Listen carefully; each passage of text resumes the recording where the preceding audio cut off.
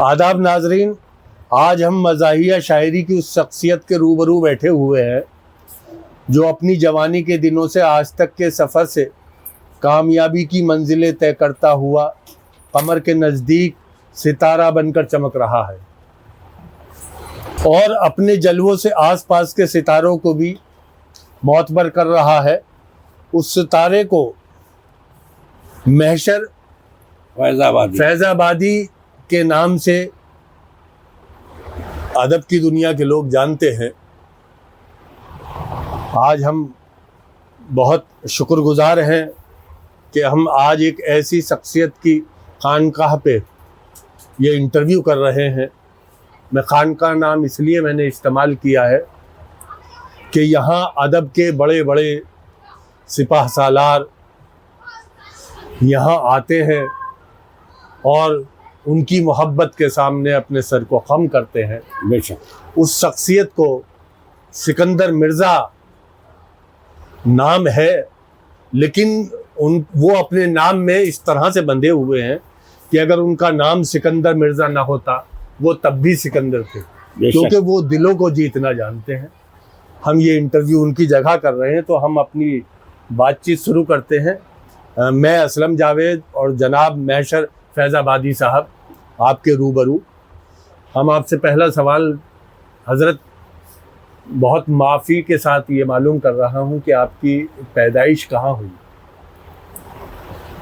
नाज़रीन और सामीन, अस्सलाम वालेकुम। सबसे पहले तो मैं असलम जावेद साहब का शुक्रगुज़ार हूँ कि जो उन्होंने मुझे इस लायक समझा, जो मेरे करीब में बैठे हुए हैं, मुझसे कुछ बातें करना चाहते हैं। हाँ, मैं ये बताना चाहूँगा कि मेरी पैदाइश ज़िला फैज़ाबाद जब किसी ज़माने में था तो ज़िला फैज़ाबाद था, वहाँ के एक काश्तकार घराने में मेरी पैदाइश हुई 20 जनवरी 1958 में। और घर के माशी हालात कमज़ोर होने की वजह से मुझे मुंबई का सफ़र करना पड़ा। 1982 में मैं मुंबई का पहला सफ़र किया और अल्लाह का लाख लाख शुक्र और एहसान है कि तब से आज तक मैं मुंबई में कोई हूँ। बहुत बहुत शुक्रिया आपका। सर, आपका ज़रिया माश क्या है शायरी के अलावा? ज़रिया माश तो ये था, मैं सेंट्रल गवर्नमेंट का मुलाजिम था। पहले मैं पोस्ट ऑफिस में काम करता था पोस्टमैन की शक्ल में। उसके बाद में जब सरकार का काम पोस्ट ऑफिस का कम हुआ जी, तब सरकार ने ऑफ़र दिया कि काम तो कम हो गया है, अगर टेलीफोन डिपार्टमेंट में आना चाहते हैं तो आ जाइए। तो मैं टेलीफोन डिपार्टमेंट चला गया और टेलीफोन डिपार्टमेंट टेलीकॉम मैकेनिक की हैसियत से वहाँ कार्यरत या मतलब काम करता रहा। और 1958 जनवरी 1 को मैं सुबुदोश हो गया, मैं रिटायर हो गया। उसके बाद में फिर मैं अब आप पूरी तरीके से शायरी पर जो है वो लोगों को तराश भी रहे हैं। जी जी जी, बिल्कुल आज़ाद तक ये खबर आती है कि आपके शागिर्दों की भी एक अच्छी खासी तादाद है। नहीं, शागिर्दों की तादाद तो नहीं है। एज ए दोस्ती मैं लोगों से बातचीत कर लेता हूँ या लोग मुझसे बातचीत कर लेते हैं, वरना मैं तो खुद तिफ़्ल मकतब हूँ। मैं कहाँ किसको मैं इस्लाह दे सकता हूँ।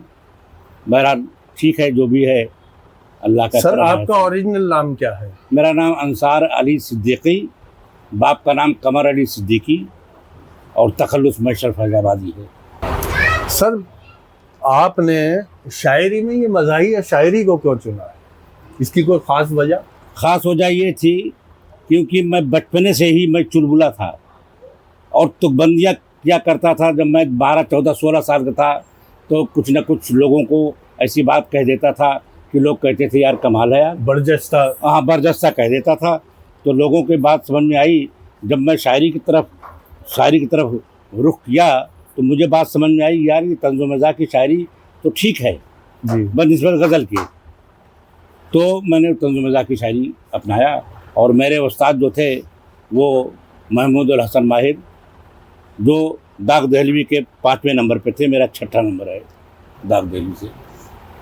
अच्छा, मतलब आप जो है जुड़े हुए हैं? जी, दाग दहलवी से ये कुनबा चला आया है, क्योंकि मेरे उस्ताद जो महमूद उल हसन माहिर थे और उनके उस्ताद जो थे महशर अमरोही थे। जी जी जी जी। और महशर अमरोही के उस्ताद कुछ और थे, उनके बाद वो दाग दहलवी थे। जी जी जी। कुछ दोस्तों ने सर आपका जश्न भी मनाया था, उसमें सभी शायर जो है वो मज़ाहिया थे या संजीदा शायर भी थे? अल्लाह का शुक्र है, जश्न मेरा हिंदुस्तान में तो कम, बैरूनी मुल्कों में ज़्यादा मनाया गया है। जर्मनी में मनाया गया, ऑस्ट्रेलिया में मनाया गया, शिकागो अमेरिका में मनाया गया, पाकिस्तान में मनाया गया, लेकिन ऑनलाइन कोरोना जब शुरू हुआ तो ऑनलाइन की समझ लीजिए उपज हुई, और ऑनलाइन एक ऐसा हुआ कि तमाम दुनिया के तमाम उदबा और शुरा के एक दूसरे का तारुफ भी हुआ।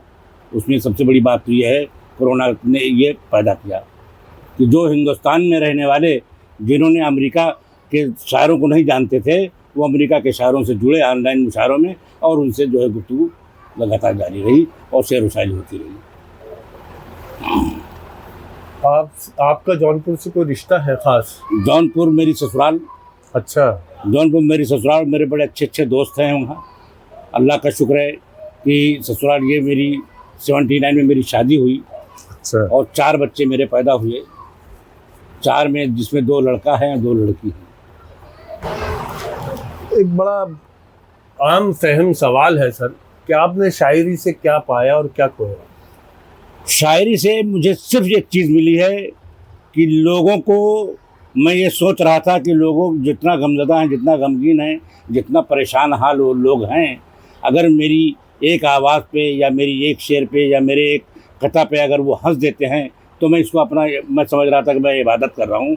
और शायद ये अच्छी बात है कि किसी रोते हुए को हंसाना तो एक इबादत में शुमार होता है। इसलिए मैंने तंज़ुम का मैदान सर, इसी से जुड़ा हुआ हमारा दूसरा सवाल है, मज़ाहिया शायर अब जो है दर्शकों को हंसा नहीं पाता है। ठीक तो है। अच्छा, ये शायर की कमी है या कि दर्शकों की कमी है? नहीं, दर्शकों की कमी तो नहीं कह सकते। इसलिए नहीं कह सकते कि दर्शक तो खुद ही सुनने के लिए आया है, देखने के लिए आया है, सुनने के लिए खुद ही वो आया है जी। अपने टाइम पास के लिए, अपने हंसी मजाक के लिए तो खुद ही आया है। ये शायरों में कमी है, जो वो परफॉर्मेंस नहीं कर पाते हैं या उस अंदाज से शेर नहीं कह पाते हैं। और ज़्यादातर अब उनका, कुछ शायरों का ये मकसद है हंसाना, तो खुद भी लतीफ़ेबाजी कर देते हैं, कुछ भी ऐसी बात कर देते हैं, उनका सिर्फ मकसद है हंसाना, तो वैसे हंसा के चले जाते हैं। अदब से ऐसा लगता है जैसे कोई ताल्लुक ही नहीं है। सर, शायरी के अलावा आपके और भी शौक हैं? शायरी के अलावा मेरा कोई और शौक़ नहीं है। मैं जब रिटायर हुआ, रिटायर के बाद से शायरी शुरू किया, और शायरी से ही जो है मैं ज़िंदा हूँ। मैं ये समझता हूँ कि जो मेव होते हैं, एक मैंने आपकी फेसबुक पर देखा है, ये जो मेव होते हैं, हरियाणा के लोग होते हैं, इनको हंसाना बहुत मुश्किल है जी। आखिर आपने वो कौन सा कलाम पढ़ा था जिससे वो लोग हंसने पर मजबूर हो गए? वो कलाम आप हमारे दर्शकों को भी सुनाइए। कुछ कलाम मेरे ऐसे, असल बात है क्या है कि जिनकी फितरत में हंसी ना हो तो उनको तो अल्लाह भी नहीं हंसा सकता। और जो खुशमिजाज लोग हैं तो वो तो थोड़ी सी बात पे भी समझ लेते हैं कि मतलब मैं क्या कहना चाहता हूँ और कैसे क्या है। तो बहरहाल 4 मिसरे मुलाज़ा फरमाए। लेकिन आज का मुशायरा जो है, आज के ज़माने का जो मुशायरा है, वो देख करके मुझे बहुत दुख होता है। इसी सिलसिले में पहले मैं यहाँ की बात कर देता हूँ, बाद में आगे की बात करता हूँ। आज मुताशायरों की तादाद बहुत ज़्यादा हो चुकी है, और ज़्यादा तादाद होने की वजह से मामला जो है, पहले मुशायरा सुनने आते थे लोग, अब मुशायरा देखने के लिए आते हैं। तो 4 मिसरे मुलाज़ा फरमाएँ जी कि जो बेअदब हैं सनीमा बना के छोड़ेंगे। अच्छा, क्या वाह वाह वाह। जो बेअदब हैं सनीमा बना के छोड़ेंगे, अदब का दोस्तों कीमा बना के छोड़ेंगे। वाह वाह वाह वाह वाह। जो बेअदब हैं सनीमा बना के छोड़ेंगे, अदब का दोस्तों कीमा बना के छोड़ेंगे। और पड़े हैं टूट के खाने पे ये मुताशायर, मुशायरे को वलीमा बना के छोड़ेंगे। वाह वाह वाह वाह वाह वाह। बहुत अच्छा, बहुत अच्छा। वाह वाह वाह वाह। वो आपने हरियाणा में जो नूम है शायद वो मुशायरा हुआ था जी, जिसमें आपने शिरकत की थी, तो आपने वहाँ बहुत सारे अच्छे अच्छे कलाम पढ़े, मैंने सुने। आप वो उनमें से भी कुछ इनायत कर दीजिए। मैं समझा था कि शहजादी मिली है, मैं समझा था कि शहजादी मिली है मगर किस्मत में बर्बादी मिली है। अच्छा। मैं समझा था कि शहजादी मिली है मगर किस्मत में बर्बादी मिली है, और करूं तारीफ क्या अपनी दुल्हन की, मेरी अम्मा की भी दादी मिली है। हाय हाय, मेरी अम्मा की भी दादी मिली है। वाह वाह वाह वाह वाह। उसके 4 मिसरे मुझे और याद आते हैं। जी जी।